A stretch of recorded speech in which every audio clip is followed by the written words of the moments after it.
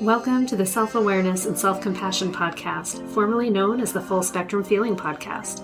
I'm your host, Blaise Schwaller, life coach, mom, and former tattoo artist. I help people heal their past, speak their truth, and love the lives that they're living now. Join me here every week for conversations on how to live an imperfect but fully engaged life that embraces all the feels so that you can stretch into your best life while enjoying the you that's here right now.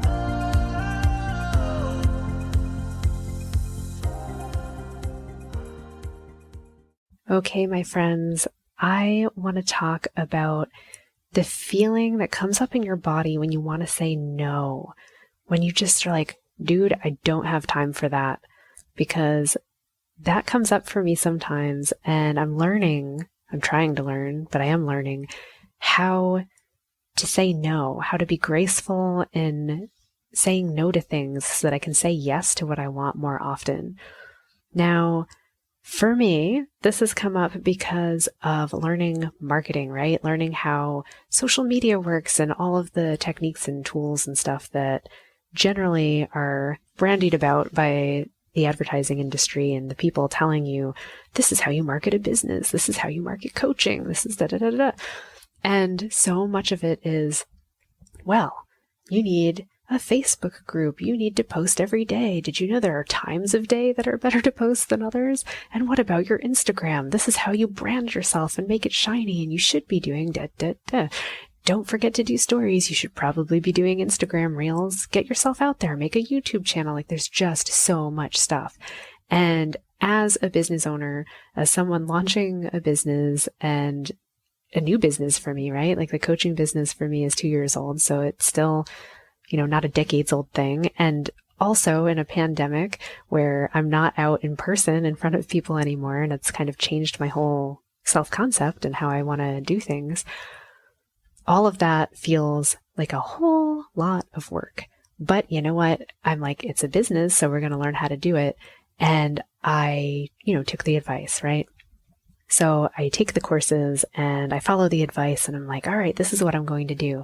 And it turns out that just having a steady, full-on touchpoint Facebook profile or business page on its own takes a lot of time. And if you're also going to do it on Instagram, now they integrate, but before they didn't. Even so, making all the Instagram posts takes a lot of time. But now they have videos and reels and all this. And I played around for a while, like I'll do a video every day and I'll do this, I'll do that. I mean, even the podcast, right? I'm doing a podcast every week and it's fun and I enjoy it. But I didn't really enjoy the posts. I don't enjoy having or feeling like I have to do all of the social media. And should I be doing on Twitter? And should I copy the same thing, or should it be unique content from platform to platform? And then if you have LinkedIn, that's a different focus. So maybe you're actually going to take this tack with it. And I'm like, oh my God, how do you have time to do all of those things and actually do your job? Like, it turns into being a full-time job of just making social media posts and advertising. And you're not really doing what you love anymore. Now you're just supposedly talking about doing what you love. And it starts to take away your love for what you love doing. And then you feel fake about it, right? It feels like it's a constant sales pitch, or at least it does for me. And I hate that. I hate being inauthentic. I hate feeling like I'm trying to trickily get people to do something, because I don't want anybody to do something in a tricky way. That sucks. I hate when people do that to me. I never want to be someone like on LinkedIn, like, hey, I saw your profile. It's so beautiful. Let's have a sales call. Like, oh, yuck, God. So that kind of crap, it never worked for me. It didn't work out really well. And it leads to this feeling, like that whole body feeling of wanting to just like scream, tear your skin off, throw your whole skin at somebody else and be like, no, I don't want to do it. I can't do it. I'm tired. Stop making me do more things. Oh my God. Gah. And even if the impulse was good, right? Like my instinct is always like, well, I like people. I want to go out. I want to talk to them. I want to share my life. I want to, relate and have a conversation. And I want to share feelings because I love hearing other people's feelings, and I want to be inspired, and I want to, have all the feels and tell all those stories. If it turns into me having to crank out a bunch of content or figure out what I think other people want to hear, it just turns into a bunch of bullshit that probably nobody wants to hear. And that is really hard for me to produce. That becomes really difficult for me to curate. And then particularly when you have to crank out or you feel like you have to. Oh, I hate the have tos. You have to crank out so much. Now you've got them like automated, like they're forward in time. So you've already made the posts, but they're like a month out and they go live and you're like, I don't feel any relation to that whatsoever anymore because it's so not who I am. I've already evolved in that time and I don't want to talk about this anymore. So that's what happens when you say yes and do all the things. So I started out this talking about like that feeling of no and why it's okay to listen to that feeling, but this is actually turning into more of a talk about doing what you think others want you to do or what you feel like you have to do in order to succeed. And for me, actually, these are really tied because I always have ambition to, grow my business, to meet people, to serve people, to help them. I really love what I do. I'm passionate about self-confidence and self-trust and learning to tap into that. And my whole life has been this unfolding journey of learning how to trust my own voice, learning how to express it properly, helping other people find their voice, like a decade of helping people find exactly what they wanted to say in imagery and put it on their body. And it led into understanding just the magic and the art of talismans and how we can really consciously interact with our environment and help it become supportive of us and of our decisions and help our self-trust. So that's my whole jam. That's what I love doing. It's what I'm great at helping people do. And yet, for myself, I guess ourselves are always our hardest customer, right? That's where we learn the most and have the most growth to do. So I can trust myself in so many things and I've grown it in so many areas. And yet when it comes to marketing or having a brand in particular, that I guess is my weak point where I feel nervous or scared or like there's something I don't know and I need to really trust these other people and do what they tell me to do. And, I get pulled down the rabbit hole of like, this person's doing really great. I'll do what they're doing. And then I get frustrated because it's not working for me. And then I don't trust that I made a good decision. So now I go try something else. When do we get to listen to ourselves and when is it safe or good to reach outside for help? And that's a good question, right? And for me, I am learning that it's better for me not to impulsively buy something or jump on board. Like I have to actually understand what I'm trying to do before trying a new technique, I guess. I'll say, like, what is it that I actually want to do and how do I feel inside myself? What comes up? How do I want to express it? And what's my next easiest path to getting there? And then if I find a solution that actually can help, I'll go there. I'm actually learning too that there's a lot of free help out there.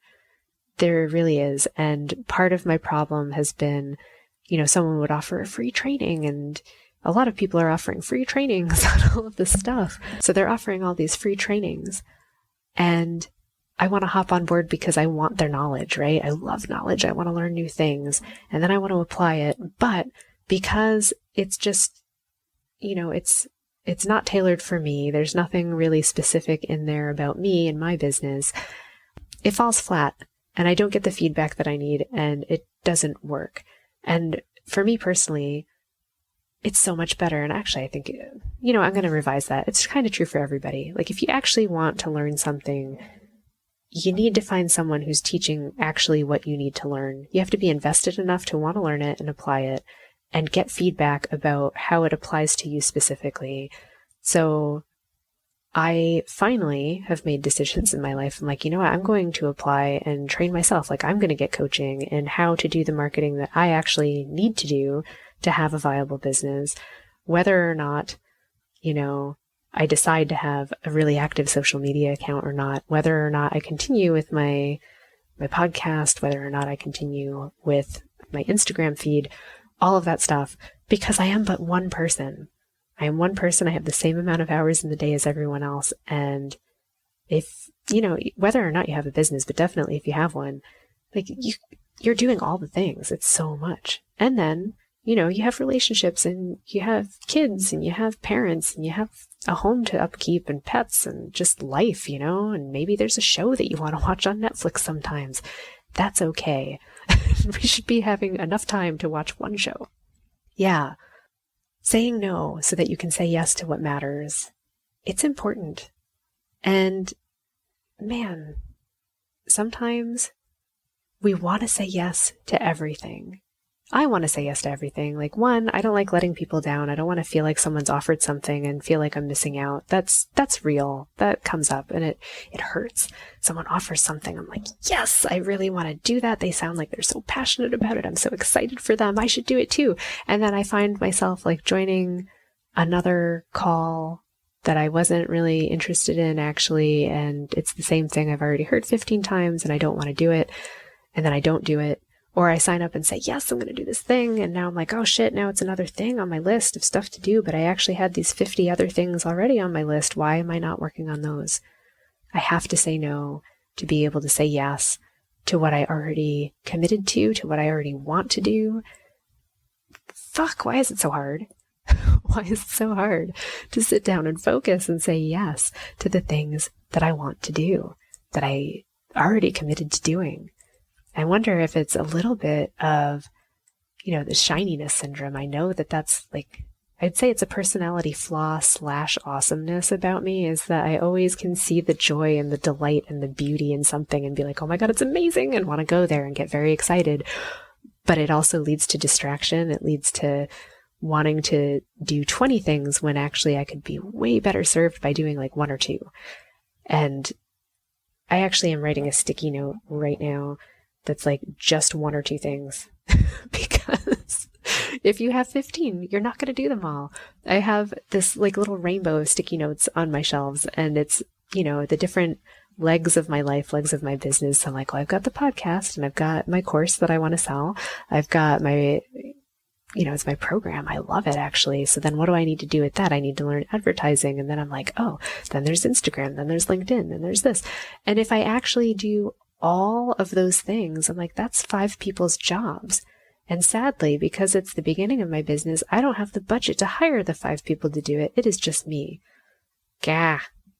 I think this is where overwhelm happens in entrepreneurship very early on. It's the stuff that leads to burnout. And I know this is like business number 3 for me, you guys. So I am prepared now. I know what I don't know, and I'm seeking the help for it. And I'm actually planning ahead about at what point, at what income level do I turn the money that's coming in around to pay someone else to start taking these tasks over? How can I set them up in a way that really supports my vision for the company, for how I support people, and make it into something that functions, that supports me too? Because I think in my first business, saying yes was always about how I can serve other people, but I never said yes to myself.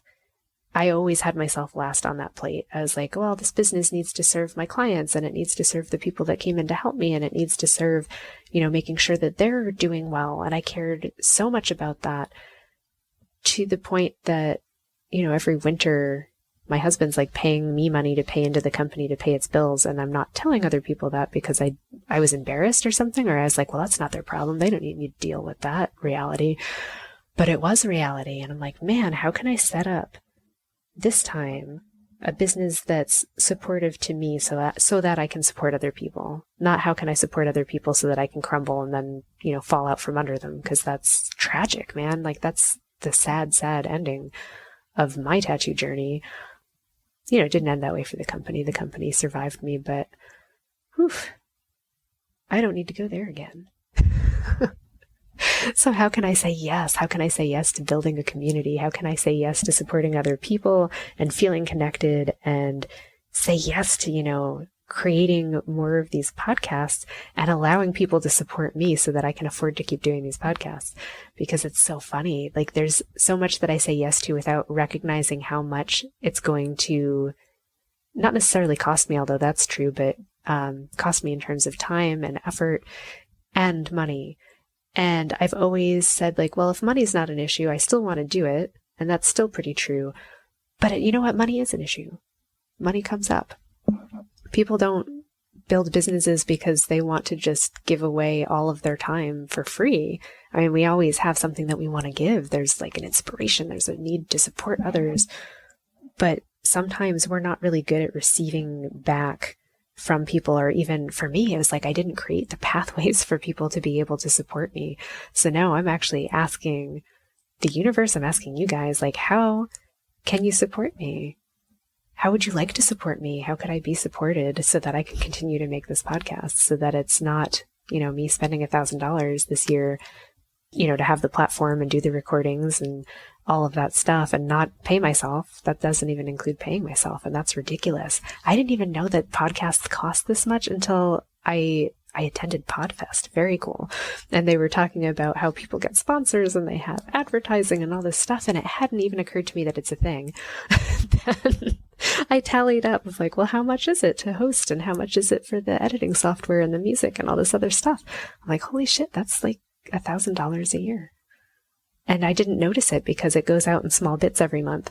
And I was like, yeah, that's fine. It's $15 here. It's $13 there. It's this. That doesn't pay me for my time. It doesn't pay me for my editing. If I was going to hire a company to do that, that would be a whole lot more. Holy crap.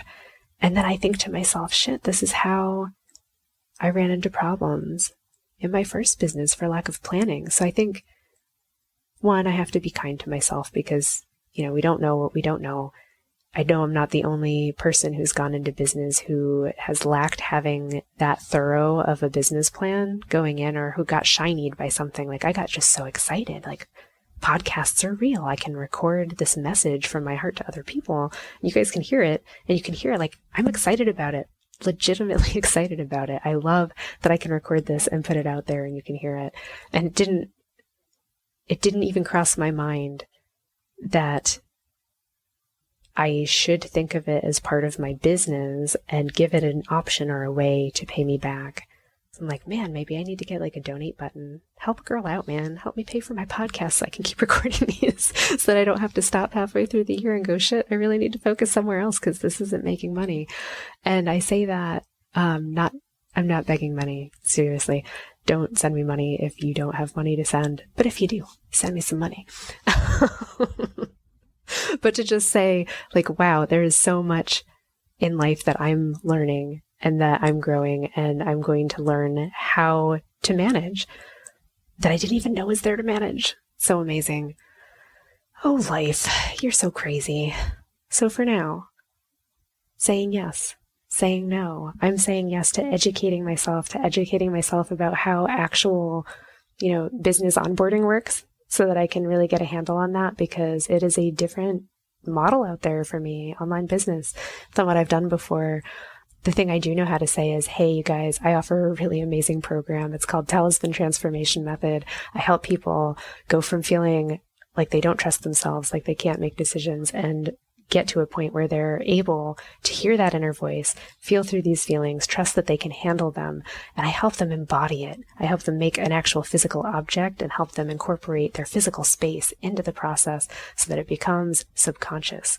You let your subconscious work for you. It makes it so much easier. It's the piece of the puzzle that's missing in so many programs that actually gets you having fun, playing with it, and letting, the hard work be done by your unconscious mind, so that you can get so much done, so that, after a few moments of noodling around in your head, you can make a decision and go forward on it and trust that no matter what happens, you're doing the right thing and that you're going to make it work no matter what. And I live by this, and I do make mistakes, but you know what? I trust myself. I know I'm going to survive no matter what. And I love my life. And I know that I can help you love yours even more too. If you want to check it out, you can check me out at blazeschwaller.com. I've got all the info there under Talisman Transformation Method. So I know how to do that part, but I don't know how to do it in an ad. And that's what I'm going to learn how to do. It's going to be amazing. So stay tuned. I'll tell you all about that journey as I go through it.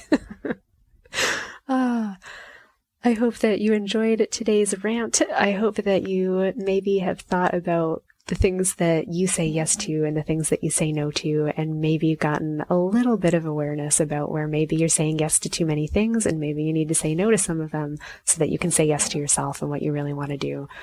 As always, I look forward to catching up with you again next week.